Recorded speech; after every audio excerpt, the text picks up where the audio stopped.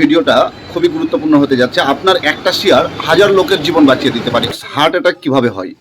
হঠাৎ করে বুকের মধ্যখানে প্রচণ্ড আকারে ব্যথা অনুভূত হবে এবং মনে হবে 50 কেজি ওজন আপনার বুকের ভিতরে চড়ে আছে, এবং এই ব্যথাটা আস্তে আস্তে বাম দিকে এই কাঁধের দিকে চলে যাবে পিছনে, এবং আপনার শরীর ঘাম দিবে, বমি বমি ভাব হবে এবং অনেক সময় বমি হয়েও যাবে। আপনার মানে শ্বাসকষ্ট হবে।